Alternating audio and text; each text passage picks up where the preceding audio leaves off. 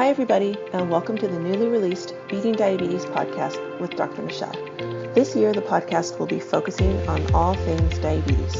And as your host, I'll be recording solo episodes which will cover some of the most common questions I'm asked as a physician, such as, what can I eat as a diabetic? How can I lose the extra weight that I've put on recently? Is it really possible to reverse type 2 diabetes? What can I do to prevent my children from getting diabetes since it runs in the family? And more. I will also be coaching patients and clients live on air and conducting interviews with other diabetic experts. I hope you enjoy the show.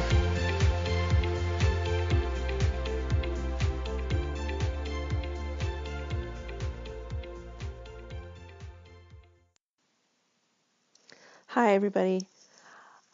One thing about diabetes that some of my diabetic patients know and some of them don't is that stress can really raise your blood sugar. I mean, it can do more damage sometimes than eating something sweet. I have several patients that have come into my office and their sugar has spiked, and when I go over their history with them in everything they've eaten over the past 24 hours, just to get a sense of, how they're eating, what the time of day is that they're eating, and what kinds of things they're eating throughout the day. Everything looks good and it's what we've talked about before. I trust them. It sounds like they're giving good information, reliable information. And then when I ask them, well, did something stressful happen over the last day or so that could cause this sudden spike in your blood sugar? Something stressful. And every time they say yes. It could be a breakup. It could be their husband got laid off at work. It could be something that happened with one of their kids. One of their kids got in trouble at school and is on detention, or something that they weren't expecting that happened. A lot of times it's family issues. To be honest, most of the time it's something that happened with the family, extended family, their sister, their mom, their kids, extended family and close family. It doesn't matter. It seems to cause the same type of stress levels in my patients. In people, not just my patients. And what that does is it really can spike your sugar, and it can really get your sugar out of whack, even though you're eating well and sleeping well and doing all the things that we've talked about. And so today I wanted to switch up the podcast just a little bit, and I'm going to share with you an interview that I did about stress and stress reduction. So I hope you guys enjoy. This is a really good one. Peggy Sealfon is a personal development coach, motivational speaker, and an internationally known expert on helping clients overcome chronic stress, fear, and anxiety. Her effective protocols, especially her integrated life coaching system, guide business groups and individuals in cutting-edge methods to improve productivity, performance, and addresses issues of health, relationships, work, or life purpose. Using her keen intuitive abilities, she offers a customized integrated life coaching system which blends Eastern and Western traditions from ancient yogic techniques, mindfulness and spirituality to functional medicine, modern psychology, energy medicine, nutrition, and neurosciences. She is the co-author of The Change Insight into Self-Empowerment, one of the fastest growing personal development book series in the world, with Tony Robbins' former mentor, Jim Britt, and others. Her best-selling book is Escape from Anxiety, Supercharge Your Life with Powerful Strategies from A to Z. She's just published Embodying the Power of the Zero Stress Zone, a compilation of the teachings of world-renowned spiritual master, Yogi Amrit Desai. And her website is peggysealfon.com. So welcome to the show today, Peggy. Thank you so much, Michele. I'm really delighted to be here with you. I'm excited. Yeah, it's going to be a great show. We have so many things that we can talk about, and so many of the things that you're doing I believe in, and I do some of those things too. So I think it's a perfect match. Awesome. Yeah, so first thing I want to ask you is, what got you into this line of work? Have you always been in it, or is it something you transitioned to after being in the corporate world? But, it's funny, like you, I think I'm a serial entrepreneur, and I've been through a lot of different experiences on my path. But I feel like this really came out of, as for many others, adversity, dealing with challenges, health, having lots of really major ups and downs, getting sick a lot, having accidents, just not really coping with life in a nice, smooth way that allowed me to really be in charge of my life. And I was always succumbing to these downturns. So I began studying and training in ways that I could resolve it for myself.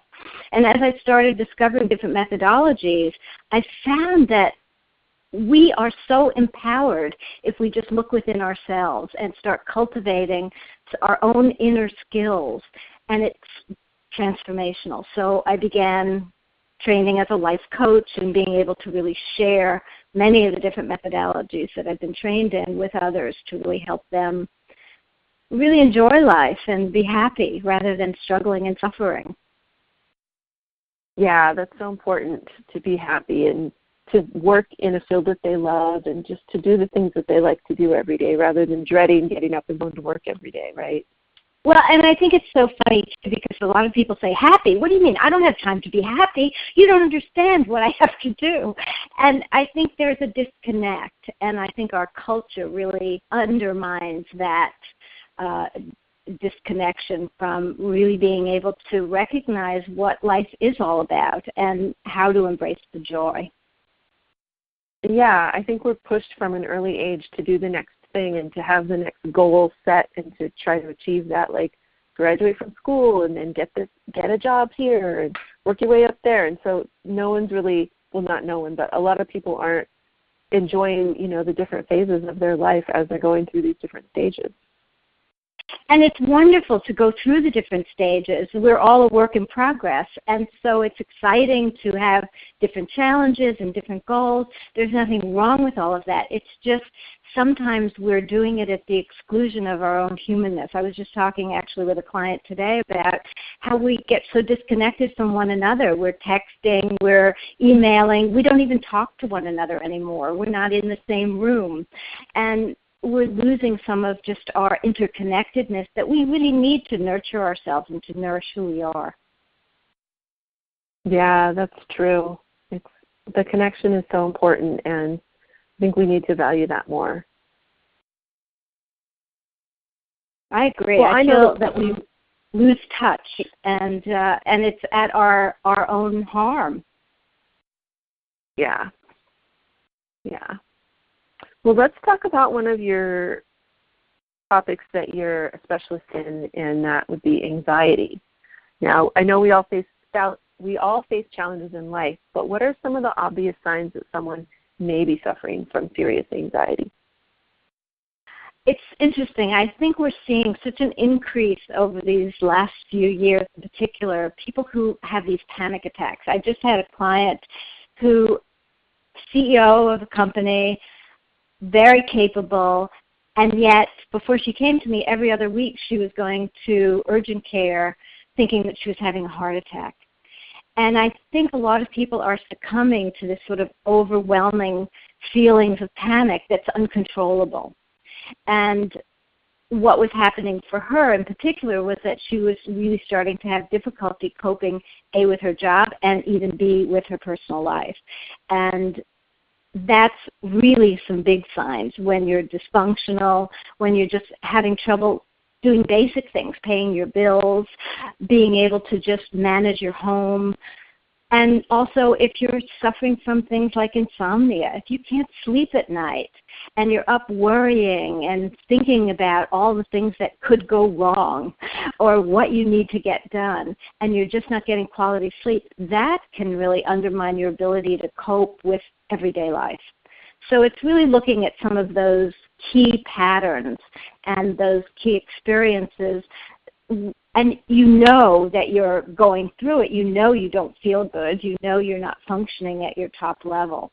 And so you're not performing very well in anything you do as a parent, as a spouse, as an employee or an employer. You cannot function if you're sleep deprived and worrying about everything and really not developing skills to manage all of those kinds of feelings more easily, because it's so easy to be able to shift out of that.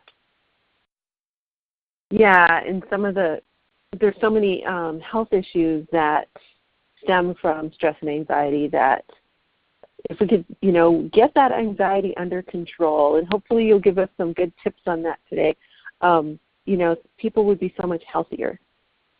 Well, and that's so key. And I know you do Ayurvedics and yoga, and I mean, all of these kinds of techniques can really help balance the imbalances that come out of anxiety, stress, and so many of the symptoms that we get when our health does get compromised are really signs that, whoa, wait a minute, pay attention, something's going wrong here. And it's really a signal to sort of stop and take stock and regroup and recognize. But what do we do in our culture? We tend to throw pills at it, we suppress the symptoms, and that's kind of like having the oil light go on in your car and saying, okay, well, I'll fix that, I'm going to cut the wire. And then your engine blows up, right? And that's what we tend to do. So it's kind of important to pay attention, because that's another sign of either anxiety or chronic stress. You cannot maintain these levels of anxiety and stress without it physiologically taking a toll on your body. So it's really important to pay attention to the signs. Don't just skirt them away. And so often we say, but I'm too busy. I don't have time for this headache or this backache. And if you don't take the time to address it, you will end up devoting more time to all those symptoms, because it'll just get worse.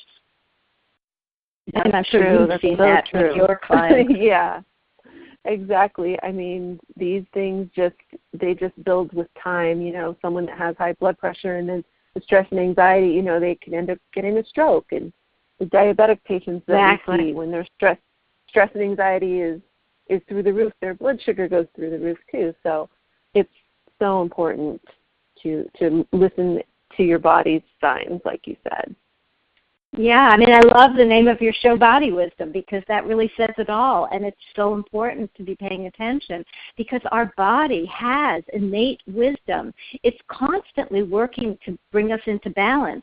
And we do everything we can to screw that up. I mean, we don't take time for ourselves, and we don't recognize the things that we need.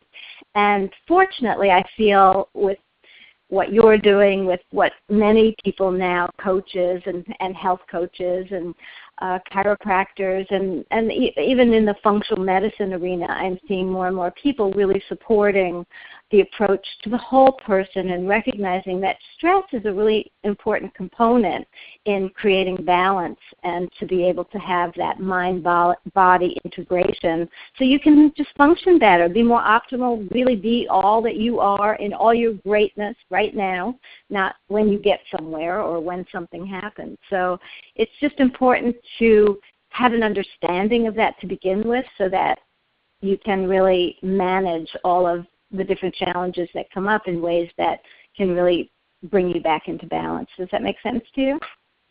Yeah.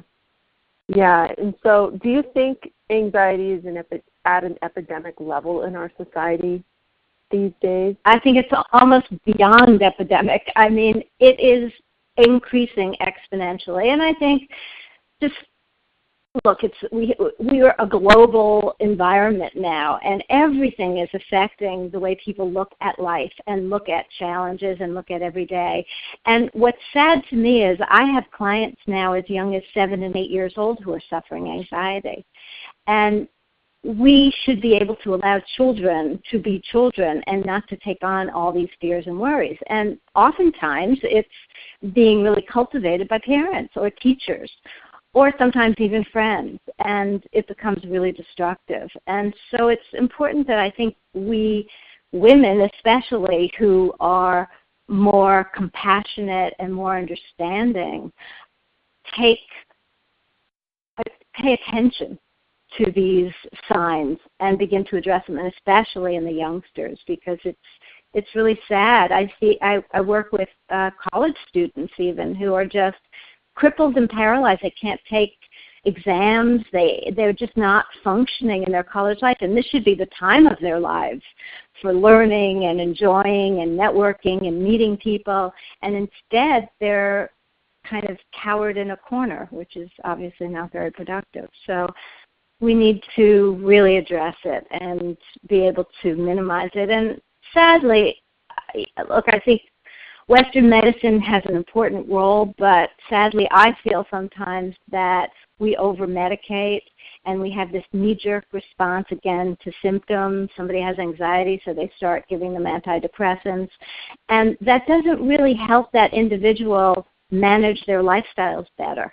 I actually just did a story on postpartum depression, and it's the same kind of thing.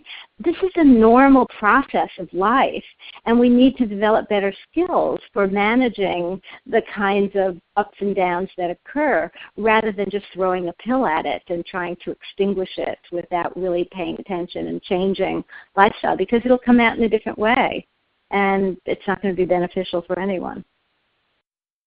Yeah, it's so true what you were saying about children. I mean, I have a 16-year-old daughter, so talk about being in the throes of it right now with, you know, all the stuff that comes along with being a teenager, being the parent of a teenager, right? Challenging. Yeah. Yep. But it's again, tough. like you said, it's really tough. Yeah, and it's like, you know, sometimes when I talk to other people about having a teenager, they're like, oh, I don't envy you, and that's so hard. And, you know, I enjoy, you know, having a teenager, being a mom to a teenager. It's like just another one of the stages of life, like you were talking about, that we should be enjoying and not dreading and not thinking already ahead of time that it's going to be so hard. Right, and learning from it, because your daughter is your master right now. She's teaching you a lot of things about patience and tolerance, and you're teaching her a lot of things about how to manage these changes and transitions that she's going through. And certainly with your background, I mean, she's getting a really healthful approach, which can really help, because I think those are some of the toughest years health-wise, because kids are just not eating the right things, and that really contributes to more stress, more anxiety, less abilities to really cope with every day.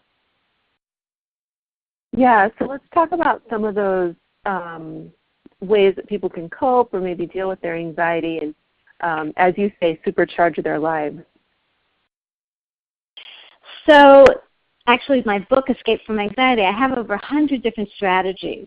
And what these are ways to, and they come from all these different modalities, and they're simple.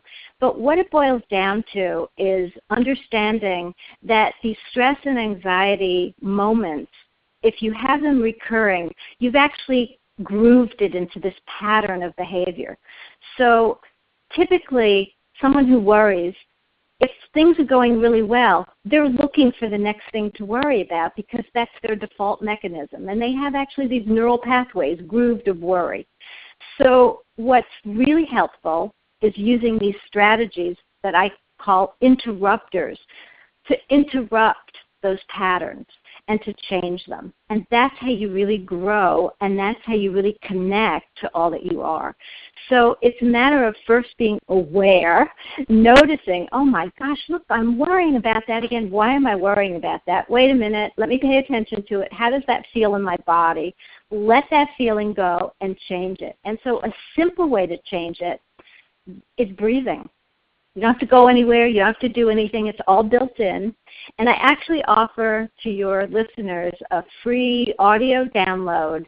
If they go to 3minutesToDestress.com, they can download it onto their smartphones. And anytime they're kind of feeling that nervousness or that tension, or they're about to deliver a speech or take an exam, they can do that 3 minutes to distress, and it literally calms the nervous system in 3 minutes. And it allows them to be more empowered to really be able to think more clearly, to focus, to be able to feel better, to be more energized. And who doesn't have 3 minutes, right? Right. I love that. I love that breathing is one of the first things that you mentioned, because like you said, everyone can do it. You can do it anywhere. You can do it right before a meeting. You can do it in your car. You can do it anywhere, and it doesn't cost anything. And once you learn how to do it, you can do it. And it's a slow, deep breath. I mean, it's just breathing very slowly, and the 3 minutes to distress guides you through it and gives you its special straw breathing technique that's so simple to do. And what I recommend to people is that they practice it every day. And so if you get online at the supermarket, let's say, and you've got 2 items, you're in a big hurry, you're on the 10-item checkout line, and the person in front of you has 20 items, right? And you start feeling that rage coming up. You start getting really irritated. That's the time to practice and use that time productively. So you're not wasting time. You're actually feeding your body. You're feeding your mind. You're relaxing. And just doing some slow, deep breathing, not hyperventilating, but slow, steady, uniform breathing, oxygenates the cells in your body that makes everything work better. Plus, it clears your mind, and it just makes you feel really good. And we deserve to feel good. I think that's one of the disconnects a lot of women have, is they forget that. You have to give yourself permission to feel good. And it seems silly, but we're all trying to do so much and take care of everyone else that we forget about ourselves. And it's really important to take care of ourselves. What I always say is, if you don't take care of yourself, you can't take care of anyone else, because what flows through you has to be available in order to give to others. Yeah, that's so important for moms, for women, for caretakers, for anyone in the healthcare field or coaches. You have to take care of yourself first. And I think that a lot of people kind of know that, but don't really, embody that. So it's one of those things that I like to remind people about too.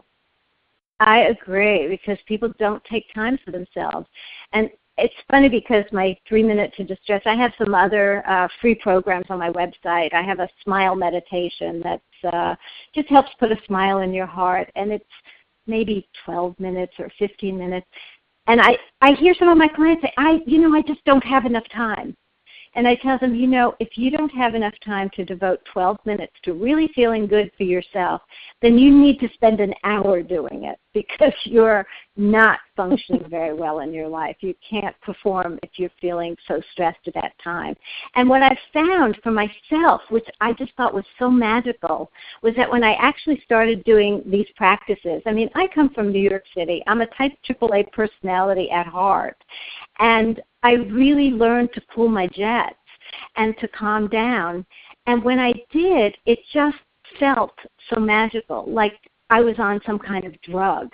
And it is an internal drug that we release that are endorphins that help us feel better. And it just takes a few minutes to start activating that. So it's really worth taking the time. And it gives you back more time. It actually expands time, because as you do it more and more, you actually find that you're more efficient, you're more effective, you become more productive, more creative, and just more energized. Yeah, that's true. And that's true with sleep too. If you get enough sleep, you have all of those things and more time in your day as well. Because some people say, well, I can't, I only have this many hours of sleep. I can't sleep 8 hours a night.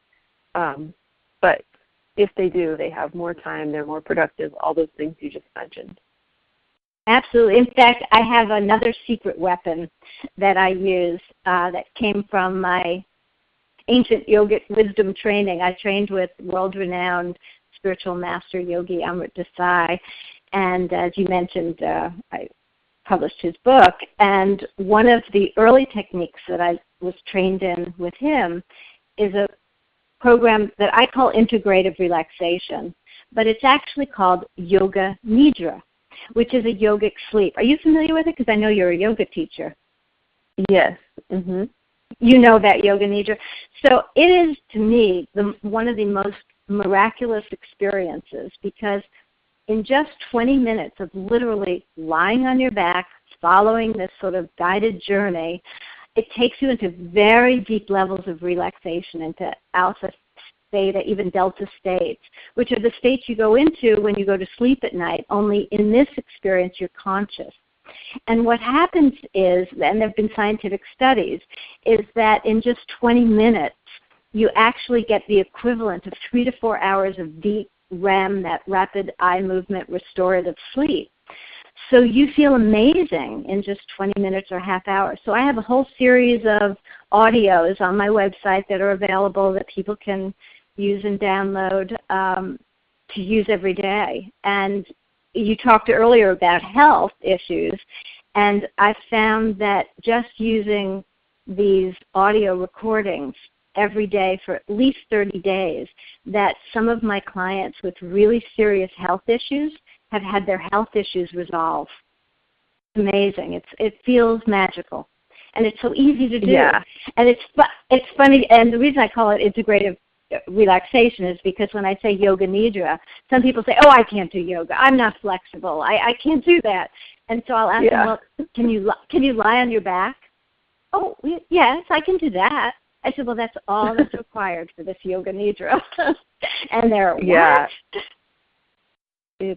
It's like being in Shavasana at the end of yoga, but deeper and for a longer period of time. Yeah, so if you guys are going to click on that, don't do it while you're driving. This is something you have to do while you're laying down, like she said, and you have no other like distractions like phones ringing or anything like that. You can also do it sitting. I've actually used it. Again, I have it on my smartphone. So sometimes if I'm on really long drives and I find myself getting drowsy, I'm getting tired, and I don't want to end up at my destination exhausted, I will pull over, find some place to park, and just for 20 minutes sit in the driver's seat with, of course, not moving, my eyes closed, and just put the seat back. And in 20 minutes, I literally feel like I've had a full night's sleep. And it's amazing. It seems so simple. So I love the Eastern influences that we now have available to us in the West, because they really bring a whole other dimension of this mind-body connection that really comes back to our humanness and really allows us to speak to that, more of that homeostatic balance that our bodies are always working to move into, and we're trying to not allow it. So it's great to just take these time outs to be able to allow ourselves to relax. Many of us don't know how to relax. That's true. I love that example that you used. If you're, when you were driving and you pulled over, because I have a long road trip coming up this weekend, so I might try that. And it kind of gives a new meaning to the word of like a 20-minute power nap. So instead of doing a 20-minute power nap, I'm going to try doing a 20-minute yoga nidra. Absolutely. It's so much more beneficial. I mean, power naps are great. Don't get me wrong. I love them too. But this takes it to a whole different level. And sometimes there's a lot of things going on internally that we're not consciously aware of, and this just helps resolve it before it becomes any kind of problem or issues. It's good prophylactically just to keep us healthy. But it also just helps restore, renew, revitalize. And actually, they've even found that it regenerates. So Herbert Benson at Harvard University did a study. It was an 8-week study, and he took a group of people who had never done any kind of relaxation and took all their vital signs and then trained them how to do something and sent them home to do it every day for 20 minutes a day for 8 weeks. And at the end of 8 weeks, he had them come back and he retested all of their vital signs and found that over 1,500 genes in their bodies were expressed more healthfully after doing this over an 8-week period. Pretty miraculous. Yeah, it's awesome. Okay, I want to ask you also about the zero stress zone, about what does that mean, what is it, and how can someone use that to, make a difference in their life every day? The zero stress zone is really that place of mind-body connection. We function in this culture so much in our minds that we isolate from our bodies and we're not functioning very well. So the zero stress zone is the place we can access using mindfulness, meditation, yoga, yoga nidra. And in the book that I brought out of Yogi Amrit Desai's Embodying the Power of the Zero Stress Zone, it really talks about how to bring life into balance no matter what you're dealing with, whether it's relationships, whether it's health, whether it's work, life purpose, spirituality. And it really gets to the source of understanding of the meaning of life and provides a very powerful technique that can help bring you into that zero stress zone. You know, so many athletes talk about how, when they play at their hardest and best, they feel like it's effortless.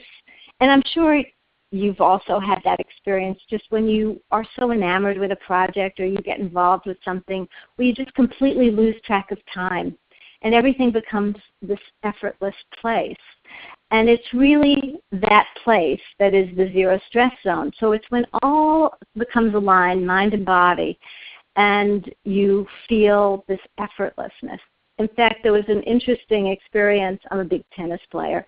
So I was watching the Australian Open back in January, and Misha Zverev, at 29 years old and ranked maybe 600 in the world, and he beat number one Andy Murray. It was an amazing accomplishment. And so the interviewer ran out on the court right after and said, "Misha, how did you do it?" And Misha shrugged his shoulders and he said, "I don't know." He said, "I felt like I was in a coma." And he just played the most brilliant tennis of his life, but he felt like he was in a coma. And that, in a sense, is that zero stress zone. It's almost like we're not conscious, even though we're conscious. It's just this very easy state of being. So when we can access that more regularly in our everyday lives, as I said, through meditation, through just the 3 minutes to de-stress, through yoga, through even swimming can do that, running can do that, where you get into that state where everything just feels effortless, where you can just go forever. And it's just a beautiful feeling. And it goes beyond space and time. I love that. And I know what you mean because in the beginning when people start meditating, a lot of people struggle with it, right? I'm sure just like most people, I had trouble quieting my mind and just getting into the right space. But once you do it and you learn how to do it, it's so easy to get back there so quickly. Well, and the Embodying the Power of the Zero Stress Zone gives you a technique that I think is one of the simplest. And I found that beginners as well as veteran meditators tell me that with this particular technique, they go deeper than they've ever gone. And you're right. I think so many people feel uncomfortable. I can't sit cross-legged. You don't have to sit cross-legged. It's finding a comfortable position, being upright so the energy is flowing well through your body, but just being able to bring attention inside yourself. And what Yogi Desai's work does, which I've found really effective, and I think one of the reasons why it works so well for so many people, is he uses a third eye integration. So in the middle of the brow center, just behind the forehead is the pineal gland, and that is considered the area of the third eye. And as you close your eyes and breathe deeply, if you can bring your attention to that third eye focus, it becomes a little easier to just let your mind go and let go of the thoughts. And I often guide people into the idea, and I kind of love playing with this. So not struggling with it or stressing out, but just playing with the idea of dropping into the gaps between your thoughts. And that's the zero stress zone. Mm-hmm. Yeah, I read a book that was from one of the doctors at the Chopra Center, and it was called In the Gap or Into the Gap, something like that. Oh, and nice. It talked about that. Yeah, it talked about that, and I remember this is when I was a new meditator, and, I practiced and practiced, because I was just trying to get there, and you'd get there for like a second, and then you'd lose it, in the beginning.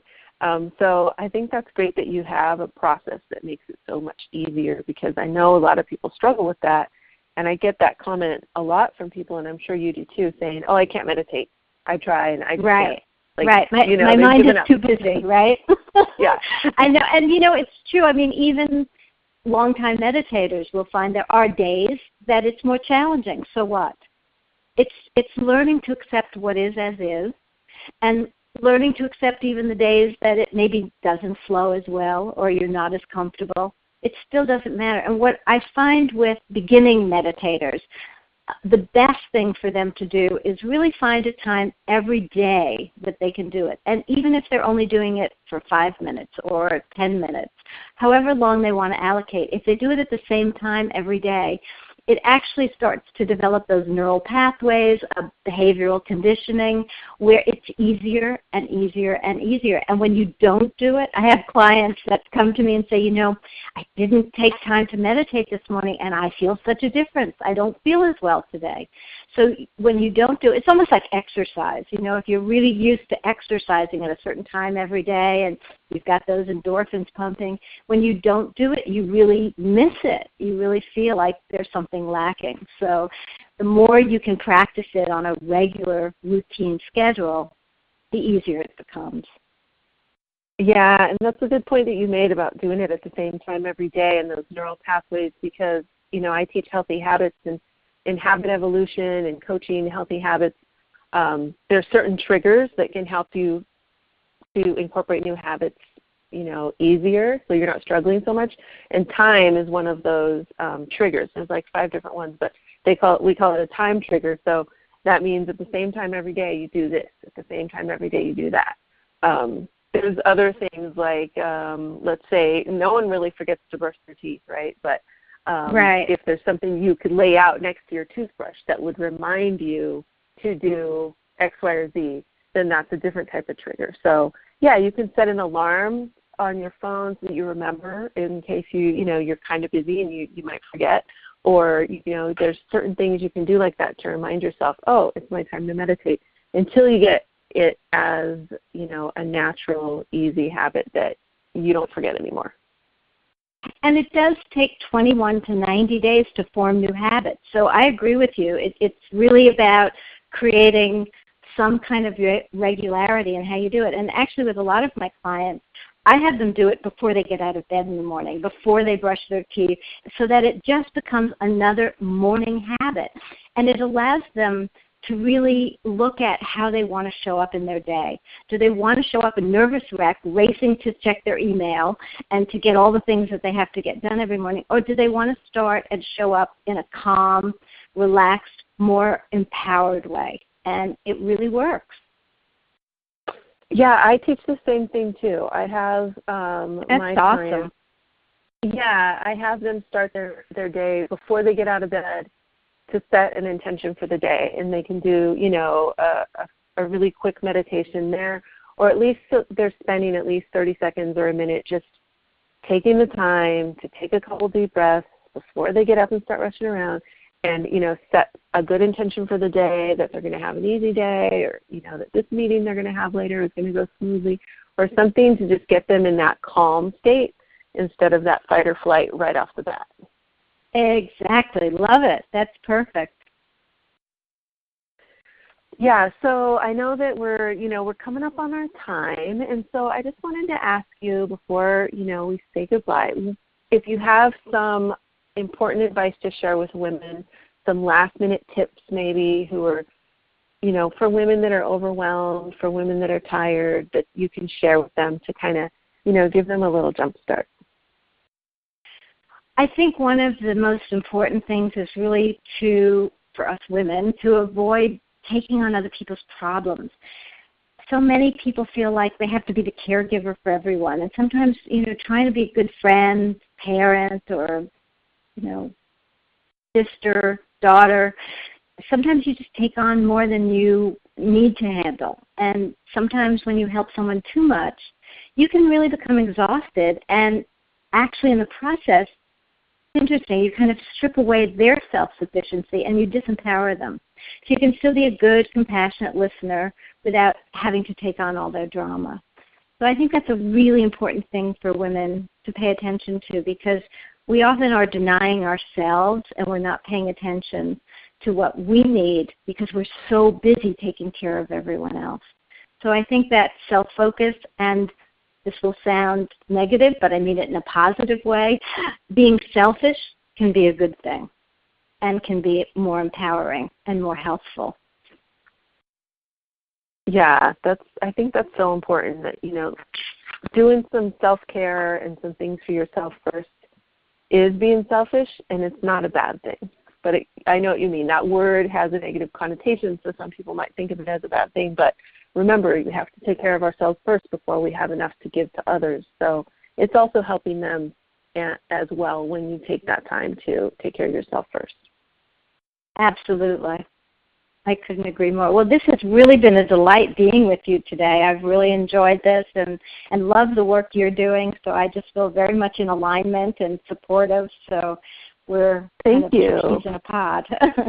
I know. That's why I was saying I think it was the perfect match because we do so many of the same things, and we're both, blending the Eastern and Western because, just face it, in our busy world, we have the Western stuff that we have to deal with, but there's so many ancient practices and ancient wisdom that we can bring over from the East, and we've both been trained in that. And when people can blend that into, their everyday life, I think things get so much easier and so much less hectic and crazy. Absolutely. And it's really about choices. Yes.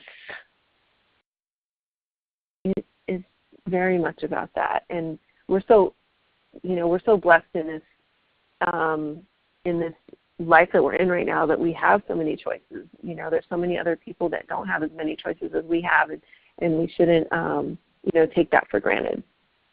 I agree. So I want to thank you for being on the show. I had an awesome time. I know the listeners are going to love your free meditation. So let's let them know where they can find you, where they can find those resources, and what's the best way to get in contact with you if someone wants to work with you or find out more. Sure. Well, my website is the best place, which is peggysealfon.com. You can also get to the website through escapefromanxiety.com and also 3minutesToDestress.com. And then I welcome people to come and join me on Facebook. I'm at Peggy Sealfon, Personal Development Coach, or also on Facebook at Escape from Anxiety. I'm always posting tips and inspiration and support and answering questions. So I welcome the opportunity to interact with your listeners, and I'm here to serve. So I really thank you for the opportunity, Michele. You're welcome. One more question. Where can people find your books? Oh, books are on Amazon, Barnes & Noble. Some of them are actually in store at Barnes & Noble. Some of the actual brick-and-mortar stores. How shocking, right? And also at the publisher StonewaterStudioBooks.com.